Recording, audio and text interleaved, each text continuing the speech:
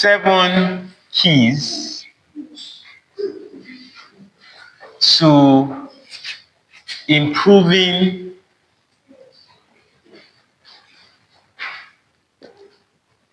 memory and recall.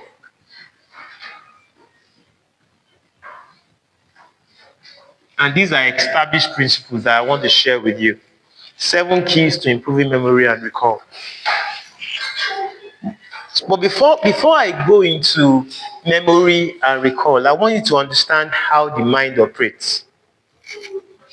The best way to describe the mind, and I want you to understand what I want to say now, is that the mind is like what they call an iceberg. An iceberg is something that people that are traveling on the ocean will know. Some of us know, but let's assume this is the sea. So a canoe is coming. A canoe is coming on the sea. And it sees what we call an ice. Some of you that know the Titanic, it's an ice. You see something like this. It's an ice. And in your mind, this is the ocean. This is the ocean. In your mind, you will think that this is everything you are saying. But actually, this iceberg is actually in the water. Let's assume this is the riverbed. This iceberg actually extends to the water. It's like a mountain or something, but it's actually called an iceberg. Even though this is what you are seeing. If you understand these things, you appreciate memory. And it extends to the base of the sea. So that means that if you are going to, if you eat it, you can't go anywhere. And you may have to go around it because it's very, very extensive. That is the way the mind is. Most of the time, we feel that the things that we cannot remember on the spot, we don't know it. But it's not true. For example, if I ask you the name of everybody in your class, you may be disturbed because you feel like, how will I know the name of everybody in my class?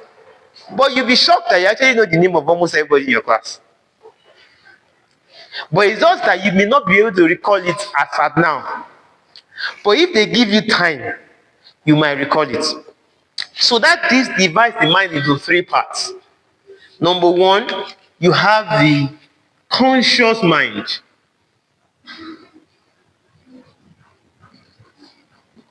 So conscious mind are the things that you can remember as at present, like the things you can remember. For example, I feel I know the names of everybody that is in the workforce, in the youth fellowship, or among you guys. But if you have to say everybody now, you'll be a little bit tense. Like I know your name, even when I have to now. Okay, I even said it. But it might take me time to relax because it may not be in my conscious mind. Unfortunately, a lot of us feel that, and that's why a lot of us are tense when it comes to exams, because you feel like, I can't remember, because it's not coming to your mind, but you are focusing on your conscious mind. The next part of your mind is what we call your subconscious mind. What is your subconscious mind? Do you know that everything you have heard, everything you have seen, everything you have touched is in your mind? If you have ever asked for anybody's name before, it's in your mind. If you were in the class when they were teaching that topic, it's in your mind. You know it. You may not remember it, but you know it. It's somewhere in your mind. And you must learn to engage the power of your subconscious mind. So, your subconscious mind deals with everything that you have seen, everything that you have heard, everything you have touched, everything you have listened to is in your subconscious mind. And a lot of times we underestimate the power of our subconscious mind. And I'll talk to us about this. And that's what we talk about when we talk about memory. Memory talks about bringing the things that are in your subconscious mind to your conscious mind. Remember, the things that are not in your subconscious mind cannot come to your conscious mind. You understand? So if you have not read it, no matter how you do like this in the exam, you will not remember it. If you were not in the class when they were teaching it, it will not come to your mind.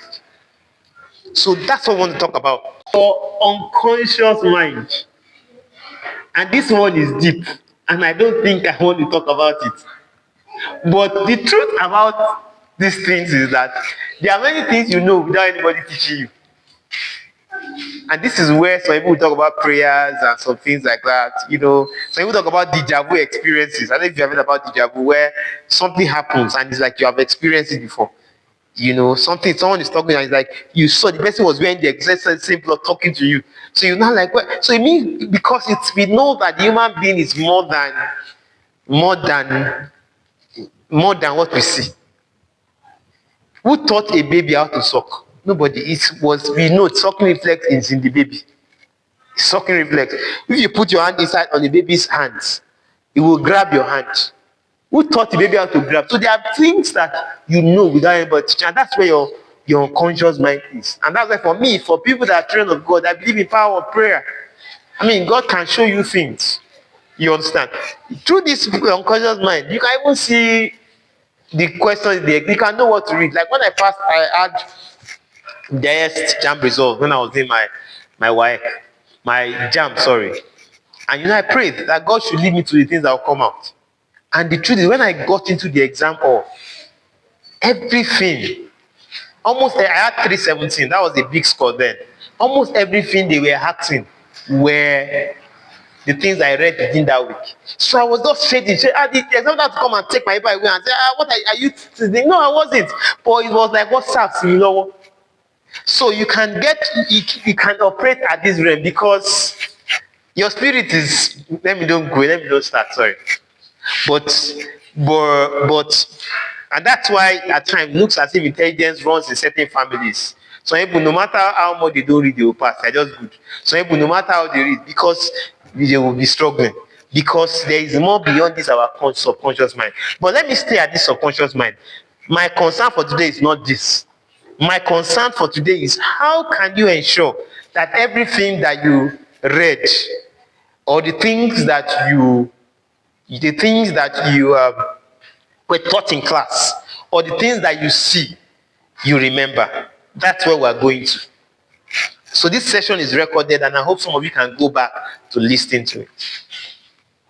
I'm going to talk about 7 things that are very, very important, and I'm going to write them down so that we can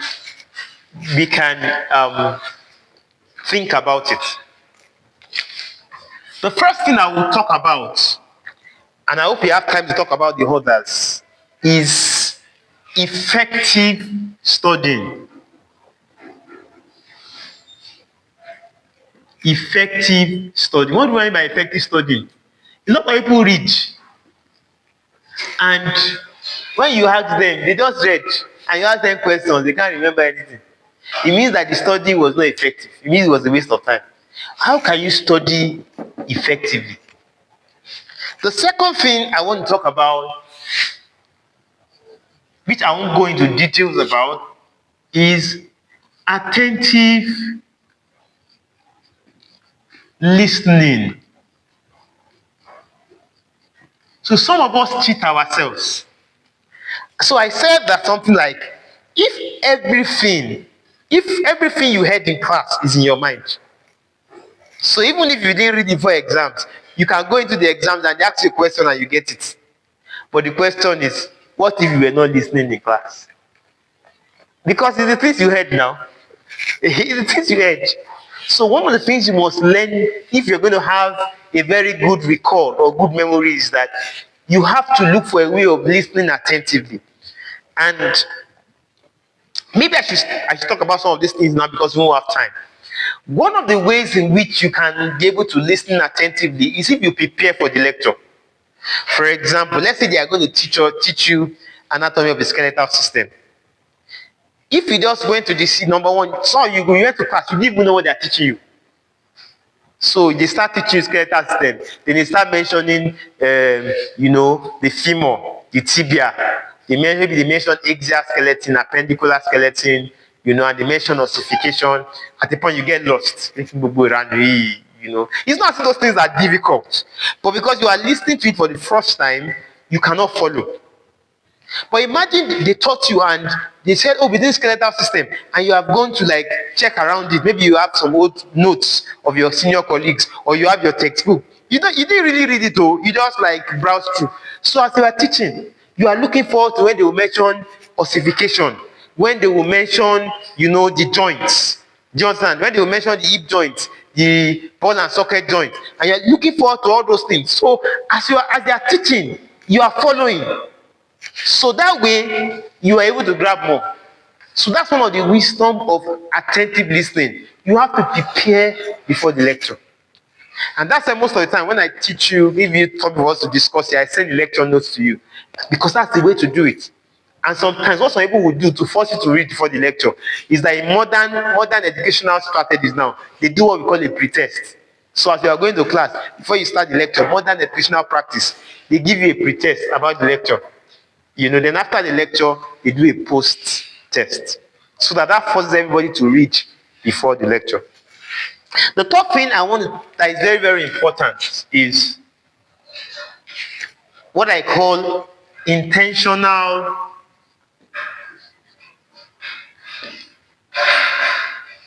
visualizing.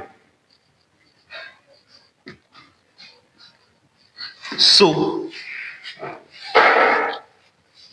one of the things that research has shown is that we are different kinds of learners. For example, there are some of you that because I drew this thing, that you will never forget it. This picture will always be in your mind. But the truth is, most of us, we tend to forget less of things that we see. The things that we listen to, we may easily forget it.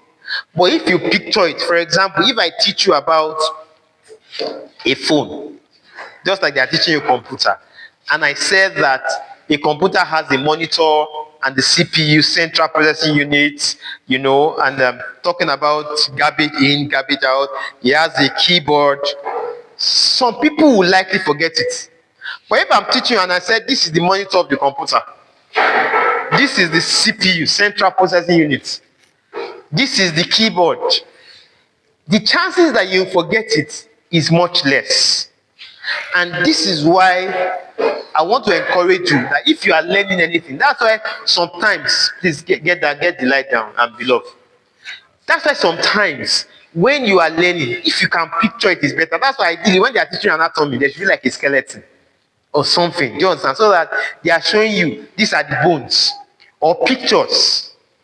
And that's why today we use PowerPoint to teach. But you see, you may not have that privilege, but try to do it by yourself. If you are reading your anatomy and physiology in your textbook, don't just be reading it. Look at how many of you have anatomy and physiology textbook? Not all of you. Okay, everybody, it's compulsory. You understand? When you are reading, look at the picture. Don't just say cardiovascular system. You say the heart has the right atrium, left atrium, right ventricle, left ventricle. See it with your eyes. The SA node, AV node, bundle of his, Purkinje fiber. See it with your eyes. Don't believe it until you see it. Because it is likely that if you see it, it's going to easily move from your subconscious mind to your conscious mind, compared to if you just read it. Do you understand? So that's very, very important. These things I'm telling you look so simple, but they are so powerful. Some people, when they are reading, for example, you just read it. Okay, the aorta, and they are not seeing what they are reading, and they don't care. They just believe that as you are reading, let's just finish reading it. See, if you don't see it, don't believe it. You'll be shocked how fast you can remember things that you see. The fourth thing is strategic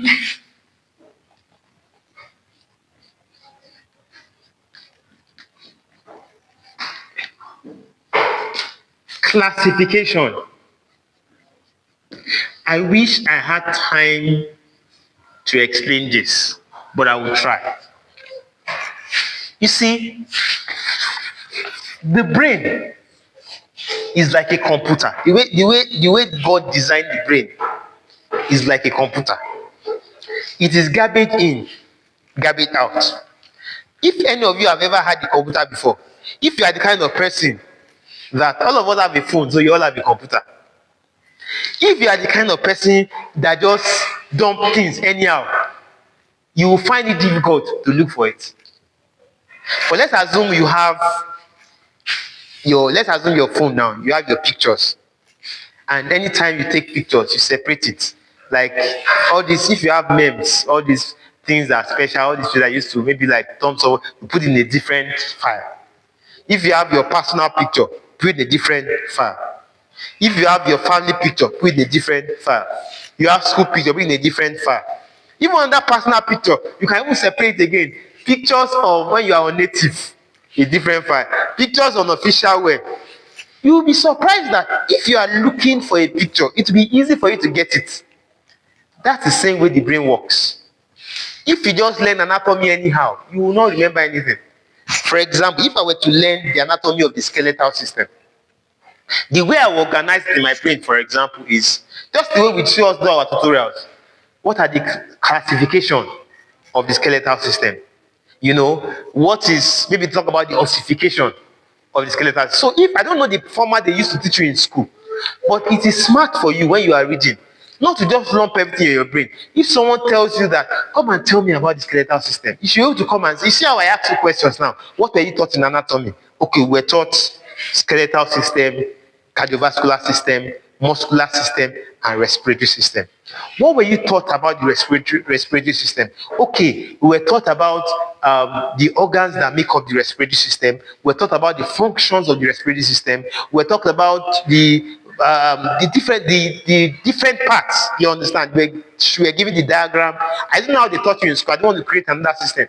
But if you have everything organized in your brain like that, it is easy for you to remember. So what am I saying in other words? When you are reading, don't read haphazardly.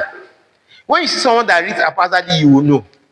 When you see someone that reads in an organized way, you will know. But the person that is likely to remember is whoever reads in an organized way. A good example is if I ask you to discuss about any disease. Most of you that have been following our tutorial will find it easy to discuss it because you already know about the format. And you may not know everything, but when you are talking about it, they will say this person, oh my dear. You know you're supposed to define it.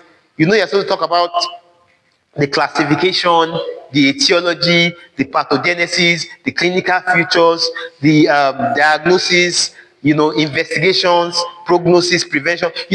That way you will not miss anything out. Because let me tell you the truth, you know malaria. But the question is, if you just start talking about it, you won't know when you will forget to talk about very, very simple things. So you must learn to have things classified. And this is how I'm going to be training you guys. I'm going to be teaching you how to develop outlines from your notes so that you can easily remember things.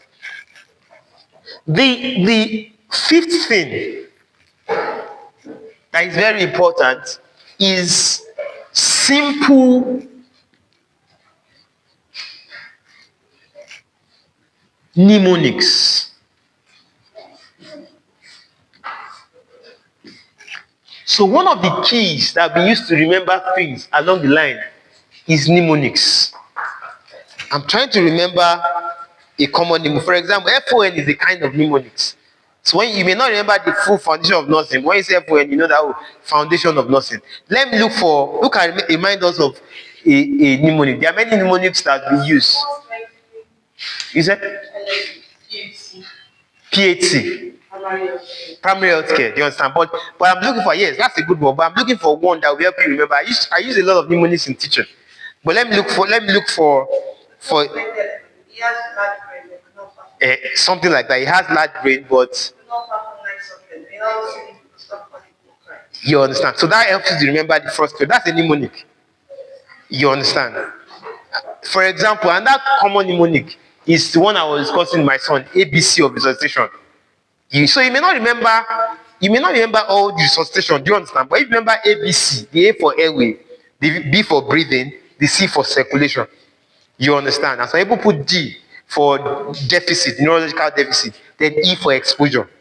So one of the things you must learn to engage, because at times you don't there are a lot of things you can easily forget. But if you remember the mnemonics, you may be able to remember it one by one. I'm trying to remember many mnemonics, but as I teach you next week, we'll be talking about many kinds of mnemonics, because that's also one of the ways to remember. This thing is not about agiji. The more you struggle, the more there is brain block. It has to flow. The sixth thing is what we call regular recall. So what does this regular recall mean? And this is where you must not be afraid to fail. You understand? You must not be afraid to fail. Have a discussion group. Have a friend that will ask you questions. Tell your friends, your classmates, ask me any question about, you just finished reading anatomy, skeletal system. Tell Mercy, ask me any question. Victoria, ask me any question in skeletal system. Don't be afraid. What's the worst? If you miss it, no, you see big deal. But you see, the more you learn to recall, the better for you. And be willing to teach. That's also a way of recall. So, you just read something, someone asked you a question. Explain. Let me see someone explain. For example, there was a time we were paying for an exam. And, that morning, I just finished reading. And someone came to me and said I should explain. And as I was there saying, I realized I didn't understand the thing very well. So I had to go back to read. Long when I went to the exam, it came out. The more you recall, the more you know it. That's why they say practice makes what? Perfect. So don't be afraid of doing a test and getting 5/30. Really. Most people that you say are professionals today, when they started, Michael Farad, how many times? Sorry, Victoria. Feelings to be bele. I will try to be fast because of you. He tried electricity for how many times? I think it's something like that. And he didn't give up. You understand? So don't be afraid. Every successful person at once failed. Number 7 is practical application.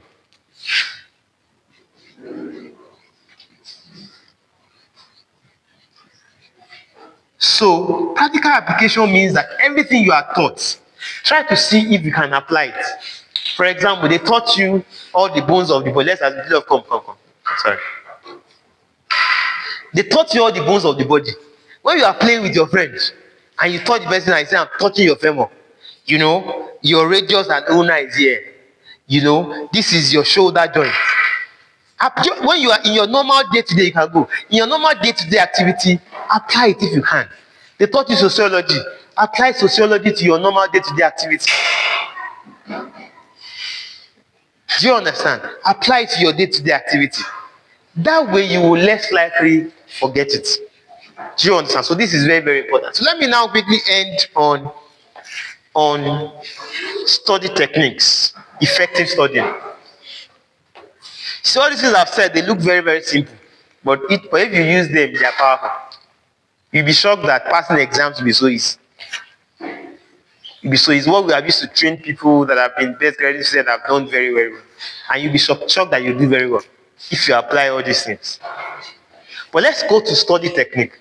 So when it comes to study techniques, these are techniques that have been used by students that are doing very well. So effective studying.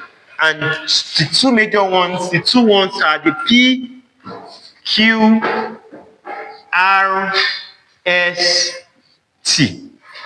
I was talking to my son and he said that he's in his textbook. Let you know these things are common things. Another one that looks like it's also similar is the SQ3R. SQ R. So the PS stands for preview. It's the same thing for this S. The S is what? Survey. So a lot of times, this is why people get bored when they are reading. You want to read. You can open chapter 1 or reverse your notes. And you just start to read. We are familiar with the following collection: a collection of books in public library, a collection of tools in carpentry rock, a collection of historical facts in museum. Basically, any cleanliness. When you get to the second page, you are tired because that's not how to read. The first thing you do when you want to study, let's say this is set, I'm giving an example now, is you look at it. How many pages go Mofeka now? 1, 2, 3, 4, 5. Finish Paul. How many hours? Money be 5 minutes. Kai. You know, kill out Tefeka. The first seg is set, then finish set. It's not serious reading, it's just overview. That's what we call preview.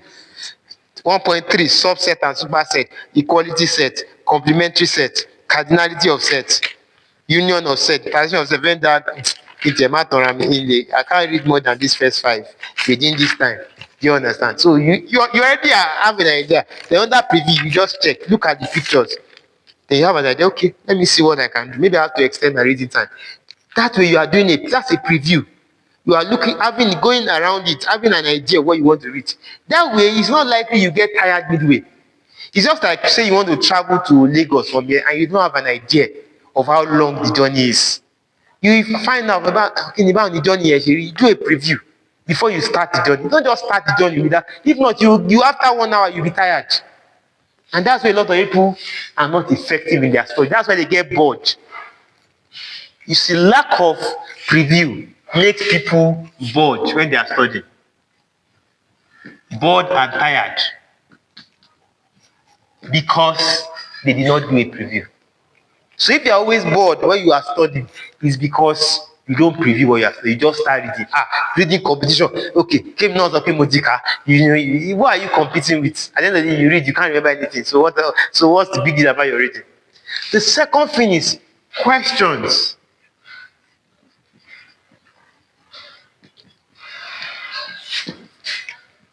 And this is where a lot of people also miss it too. For example, I'm preparing for an exam, a national exam and international exam. I have a lot of collection of past questions and I'm treating it. Like my children are preparing for Olympiad exams now. Look at it. Can you see this? So when you see some things now, it's not luck. It's past question. They are closing their eyes. You understand my point? It's not luck. This is what successful students know over the years. This is also how my parents are teachers. So, and these are a lot of us. We have 2 doctors, 2 engineers, 2 accountants. All of us went to federal universities. At least 2 or 3 of us had the highest in our university when we entered school. We have first class, we have best education among us and all. I'm just telling you, but these were the secrets they taught us. Like now, there are a lot of past questions. We are trying to collect some. That's some of them. We're going to repeat it next week.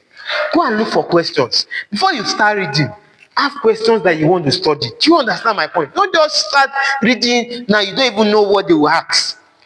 So, going to studying without questions is like going to the sea to go and catch fish without a hook.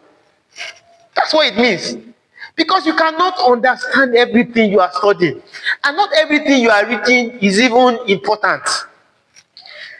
And even the things that are important, there's a way you are expected to know it. Yes, someone saying, what if they don't repeat the question? You are not reading the question so that they will repeat it. You are doing the question that you can have an idea of the way they ask questions. For example, in anatomy, I'm sure they must have told you many times they can ask you to draw. I'm sure you are aware already. Do you understand? How do you know if you don't look at questions? You understand? So when you have a lot of questions, and the more questions you have, the better, it makes your reading intentional. It makes your reading intentional. So you are not just reading because you want to cover pages. You are reading because by the time I finish this reading, I must be able to answer all these questions. Imagine what happens so many times when we do our weekly tutorials and I give you pre-test. For those of you that come early. By the time I've asked you questions about the spinal, what is this? What is the full meaning of COPD? What is this word? By the time we are starting the tutorial, your mind is open. You are like, I'm looking for the answer to this question. That's if you have not told you the answer. Most of the time, we have been telling the answer. So that's the essence of questions. And that's why, by God's grace, make sure you're around for our subject tutorials. Even if all you come to do is to come and do the pre-test and you go, you are still better. Because by the time you go and read those things, You are more like, oh, I'm a miss skinny in test, miss. Then when you read it, you'll be sharper. That's the secret. The how now is read. It's also read here. You see, this read is very, very funny or very important. Let me tell you what's funny. Because so you have to know the environment that is best for you to read. You understand? Some people read better at night. But if you know you are not a night reader, don't force yourself to read at night. Don't force yourself to read at night. Some people read better at day. Like me, I'm not a night. Me, I either wake up very early, maybe like very early in the morning, like 4, 5, earliest 3 to read. You know, like me, work for me. But to be reading at 12 o'clock, Mama Suni, I'm better. I read better after I've had a good sleep. Just I now wake up to read. And I use, so know yourself better. Some people read go well with music. Some people can even read it with noise. But make sure that as you are reading, you are reading, you are focused, you are intentional, you are not distracted. It's very, very important. If not, you'll be deceiving yourself. You understand? So it's better you read without distraction. Let me use that word. And don't deceive yourself. This S here talks about summary. And this is another area where a lot of us cheat ourselves. This is revise. This is a lot of us cheat ourselves. Like you see me most of the time when I come and take tutorial, I have my notes. You are not, you see, oh, I've cleaned this thing. Your conscious mind is not meant to keep too many things. I'm running up. Your conscious, so the fact that you don't remember something doesn't mean that you don't know it. And if you don't have your notes, every little thing you'll be going to go back to your textbook. Meanwhile, you can be prepared for exams and you have a small jotter. You understand? A small jotter, and why everybody is carrying big book or carrying all their notes and everything. You have this your jotter that you just scroll through towards the exams. And you just dump one side before the exam. You are not taking inside the exam. I'm sure you will not. Your key points. And you see, summary is a skill, but the only and which you are supposed to have been taught in secondary school. That's what they say, like PowerPoint is supposed to be summary. But some people are afraid of making notes because you are afraid that if you make notes, you just write everything. But let me teach you something about making notes, about summarizing. There are 3 ways of summarizing. 3 ways. And none of it is better. All of it is good. One of the ways of summarizing is if you write your school notes normally, you can divide your school notes into 2. And I do that a lot. Where when they are teaching in class, you jot on this side. Then when you go and read, do you understand? You put your own notes at the side. Like you summarize your note at the side. That's one of the ways of, so that you can always use that as your summary. Another way you can summarize is that you can actually have a separate note apart from your school notes where you actually put your key points if it works for you.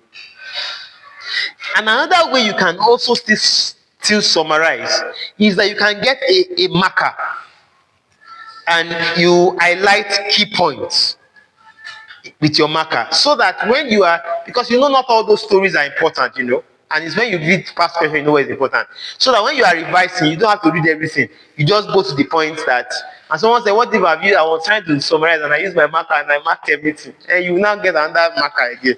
You now overmark what you are. But the whole idea is you must have a note, you must have a summary.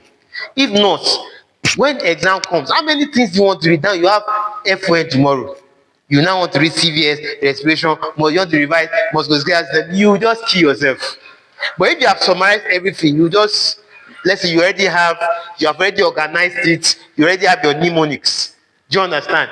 You just revise those things and you are good for the exam. The final thing is T is for test.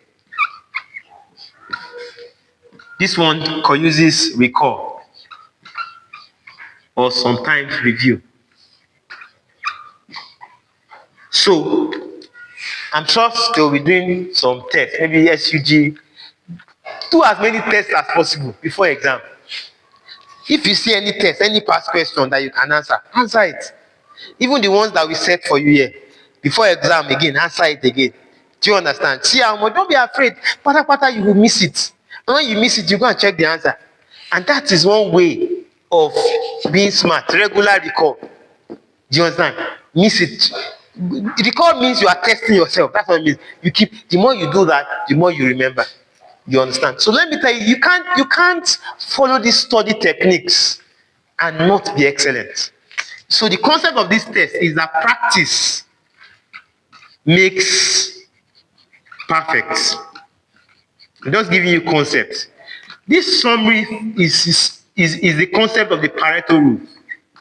What the Pareto rule says is that out of everything they teach you, only 10 to 20% is important. That most of the things they will ask you in your exams, and if you go and do your research, it's true. They will teach you so many things. But out of what many things they teach you, maybe what is important is just like 10 to 20%. And if you are not careful, if you don't know how to form your note, you'll be wasting time on things that are not important. And that's why before you can have a good note, you must have looked at past questions. You must have looked at past questions. You must have interacted with your senior colleagues. Do you understand? Before you can have a very good note. So this is where we're going to be ending on this topic. And from next week, we'll begin to apply